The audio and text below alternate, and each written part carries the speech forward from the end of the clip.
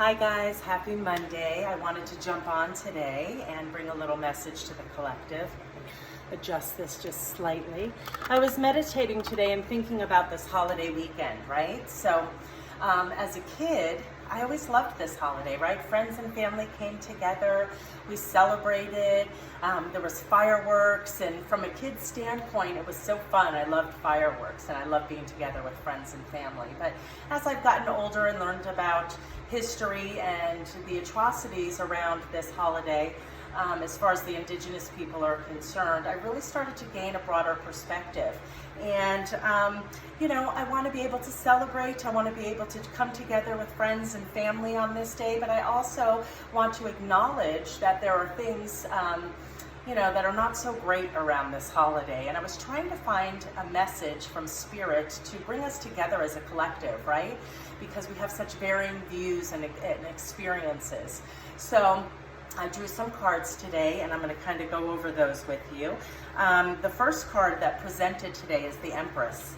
And the Empress, if you can see this card, it is abundant. She is the mother archetype in the tarot deck, right? So in regards to what I was thinking about today and what I was hoping to bring to the collective, this card to me speaks of Mother Earth, right? She was abundant. She's abundant. She came in with everything we needed, right?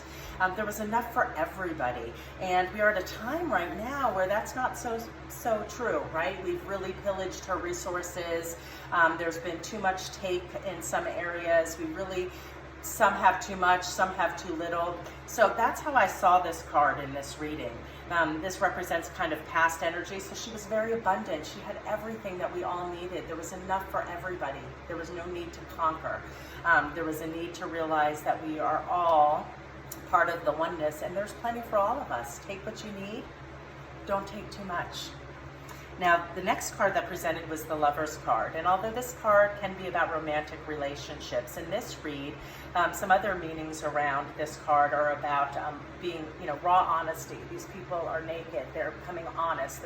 It's about raw honesty, and it's also about choices, right? So I see this card in this reading about the choices that we need to make. We need to get raw and honest with ourselves. We need to really start looking at maybe some of the things that we were taught as we were kids, right? And gain broader perspectives, learn and educate, learn about history, see how we can maybe change some of the views we've had in a more expansive way with more harmony.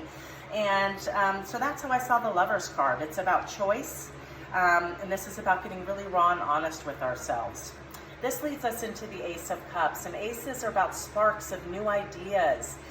Cups are about emotions, and we are at such a high emotional time right now in this timeline on our planet currently. And I see this card is about filling up our cups. I see this card is about getting more of the spark of how we can get more emotionally balanced, more harmonious, so that once we fill up our own cups and they are overflowing, what we send out into the world creates ripples.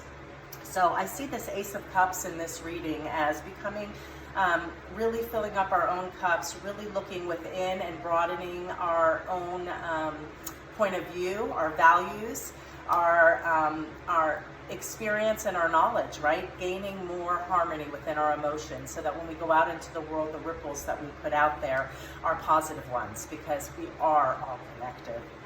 And the final card from the tarot that showed up was this one right here. It came in an inverse manner. It is the Eight of Pentacles, and this card is about, hard work in its upright position and about mastery. But when it shows up in its inverse position, it has a little bit of a different meaning. So in its reversed position, it's more about self-improvement. It's more about misguided or misdirected energy and activity. So I think this is what this is saying. It's calling on all of us to look at the areas we can improve, right? Look at letting go of holding on to something that's so set in stone, right? Let's look at expanding.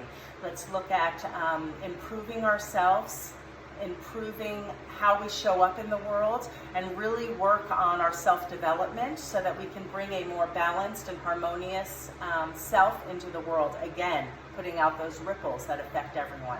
I see us at a time where there's so much division.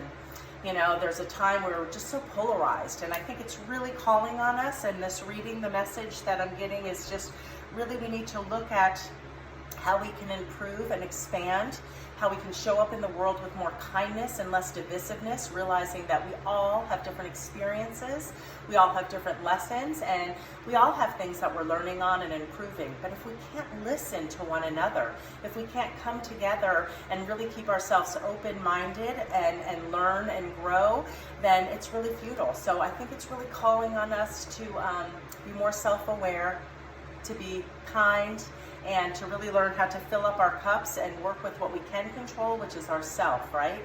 We can control ourself, although I will say we have lost some rights, at least as women right now, but we should have full autonomy. And I think we need to show up in the world balanced. We need to show up in the world with kindness. And I asked for a final card, and this is a deck that I have. It's called the Black Moon Astrology cards, and I asked for a final card to kind of sum up this message for the collective today. And the card that presented was this one right here, the Saturn return. So I highlighted a few things, and I want to read to you from the book some pertinent information that I thought was fantastic from this card. So Saturn returns, there's a little poem first, and it says, "They always say time changes things, but you actually have to change them for yourself." It's actually a quote, and it was from Andy Warhol. So with this card, it states, "It marks a period where childish things must be put away. There is no more getting ready to live your life. It is time to live it and be responsible for your own dreams, your own goals, and your own actions."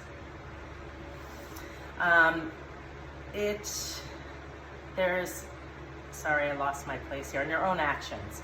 If you hold on to things with no basis in reality, your suffering will only continue to grow. And that's what I see happening. We're only looking at one perspective. We need to broaden our perspectives and let go of the depression and the divisiveness that's in this world. You cannot escape this truth-seeking energy of Saturn. You must face it. Saturn is the planet of truth, and Saturn returns are all about correction. Saturn returns tend to bring on rough passages, which I see we are in right now, but they also bring about harvest.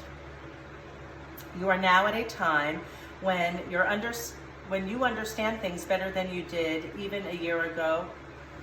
It is a time to be brave and to face this important passage. There are no quick fixes. When this card turns up, no, you cannot, or know what you can and cannot do. Take life in a measured way, much like this planet of time already does. It's calling on you to let go of your illusions, for they do not serve you any longer. It's time to see what you are made of. So it's calling on us to really look at ourselves. Are we brave enough to see where maybe we're holding on to things that aren't accurate, that are illusions, things that are not serving us anymore? It's pushing us into a time of expansion and growth, right?